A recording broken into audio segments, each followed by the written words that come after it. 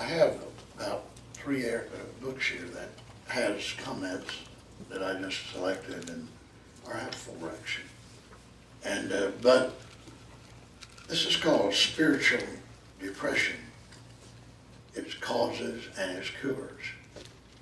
And it's written by Dr. Martin Lloyd-Jones. And he's written quite a few books on depression, the work of depression, the effects of depression.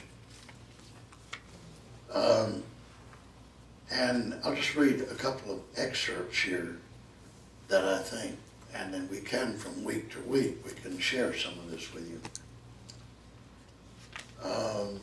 I want to consider this statement with you in the light of the fundamental text which we began to consider the last time. So it's from a subject or course he taught. There can be no doubt but that the condition known as spiritual depression is a very common complaint. Indeed, the more one thinks about it, and the more one speaks about it, the more one discovers how common it is, spiritual depression. We are considering this condition because, as I have suggested, there are at least two great reasons for our doing so. The first is that it's very sad that anybody should remain in such a condition. But the second reason is still more serious and important, that it is that such people are very poor representatives of the Christian faith.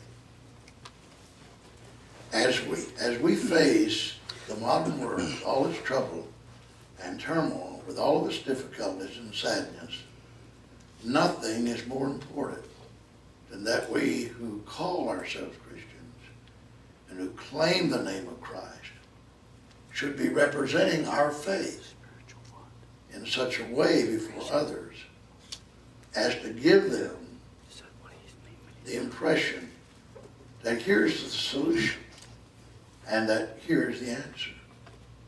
In a world where everything has gone so sadly astray, we should be standing out as men and women apart, people characterized by fundamental joy and certainty in spite of condition, in spite of adversity. Now that, I think you will agree, is the picture which is given of God's people everywhere in the Scriptures, whether in the Old Testament or the New. Those men of God stood out in that day in that way.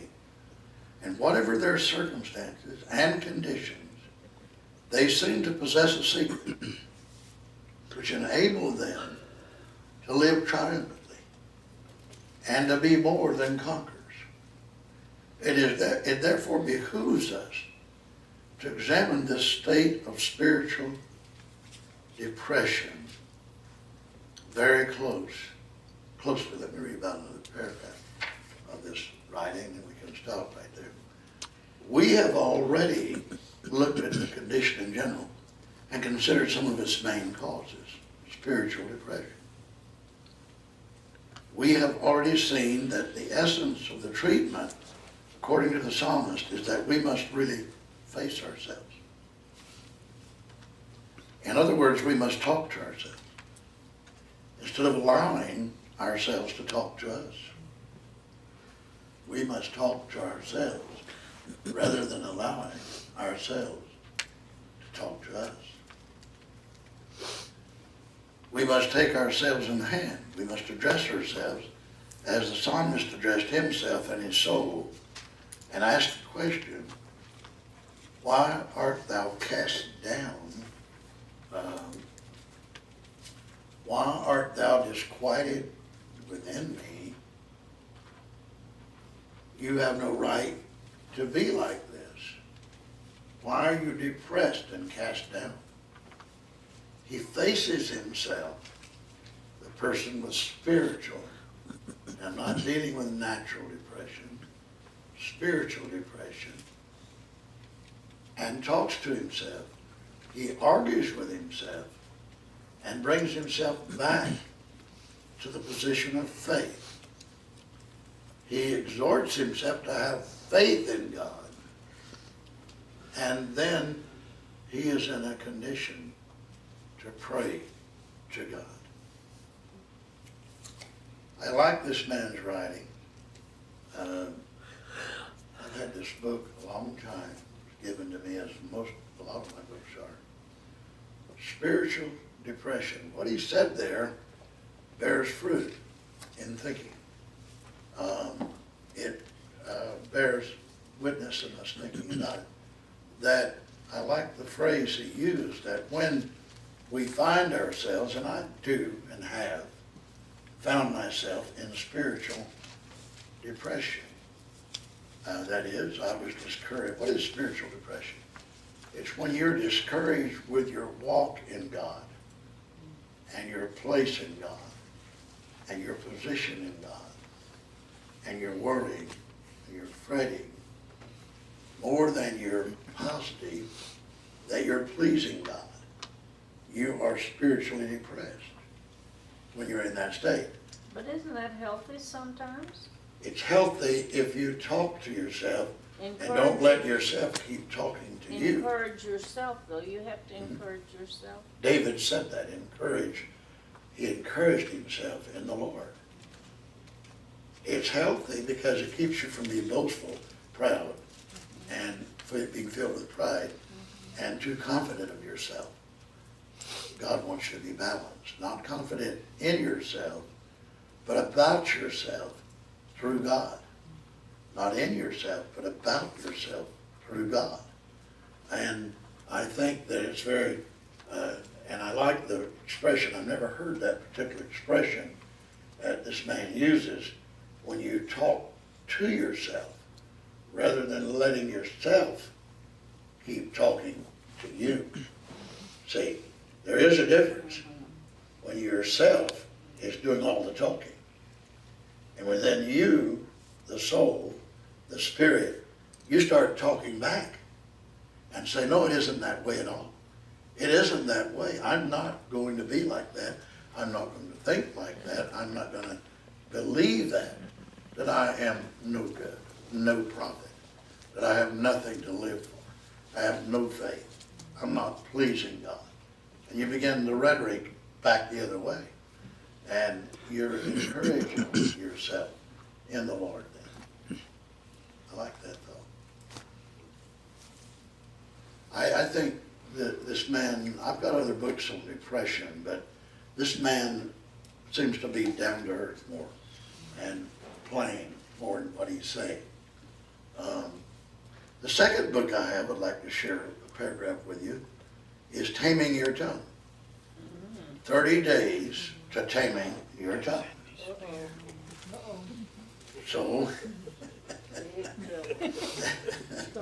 I'm not sure I agree with 30 days, especially when I've been working a lifetime and dealing with mine, and you have too, and we all have.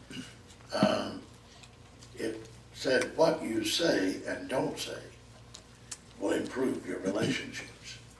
What you say and don't say. Bridling your tongue. Bridling your tongue.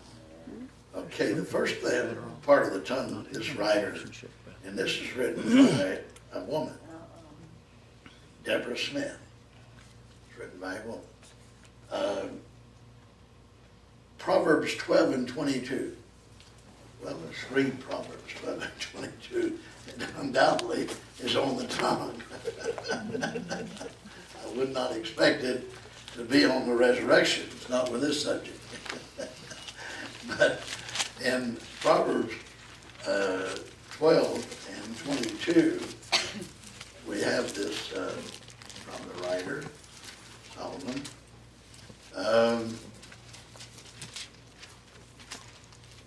12 and 22 said, lying lips, I thought so. Lying lips are abomination to the Lord. But they that deal truly are his delight. Lying lips are abomination to the Lord. But they that deal truly are his delight. The author of this book said, everything we do and say must be based upon the truth.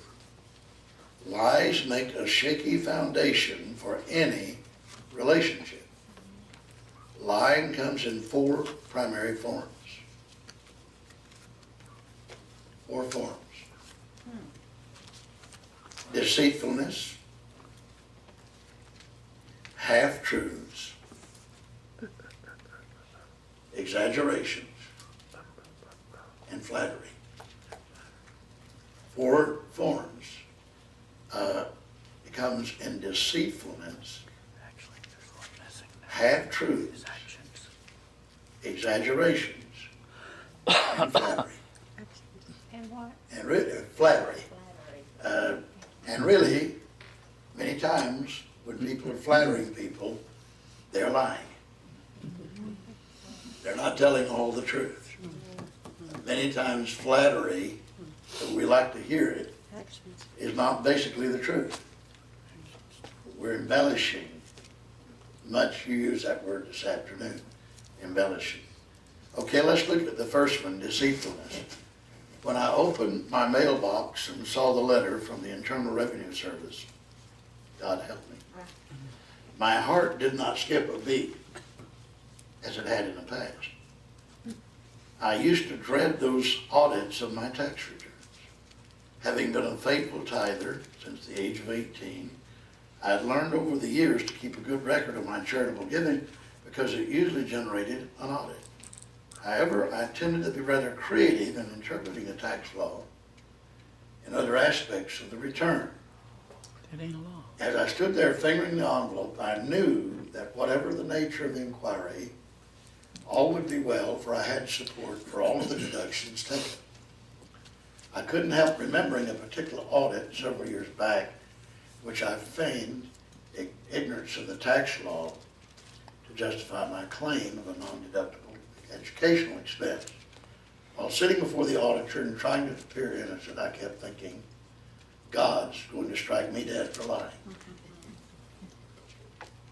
All of my life, my Sunday school teachers had taught me that God had no tolerance for liars.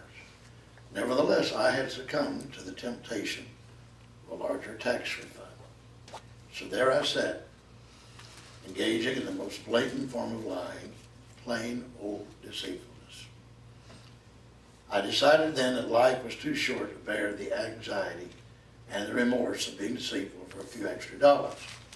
Peter warned us, whoever would love life and see good days must keep his tongue from evil and his lips from deceitful speech. 1 Peter 3:10. Why do some people practice deception? Many do it for financial gain, for social advantage, to hide immoral acts, or to obtain other benefits. Jacob, whose name meant trickster, conspired with his mother and deceived his father into giving him the birthright blessing that belonged to his brother Esau. Genesis 27. When Esau discovered the deception, he threatened to kill him. I wouldn't do it if I'd been Esau. All my birthright taken. Jacob was forced to leave town and to live with his uncle Laban. Notwithstanding, he had to reap the seeds of deceit that he had sown. Laban tricked Jacob into marrying his daughter Leah, whom Jacob did not love. Laban further deceived Jacob by changing the terms of his employment agreement numerous times. Jacob was forced to work 14 years to marry Rachel, whom he did love. Eventually, because he abandoned his deceitful ways and became a tither, God blessed Jacob beyond his wildest imagination. He returned home after many years with a beautiful family, much abundance, and a new name, Israel. Engaging in deceitfulness is a slap in God's face and has dire consequences.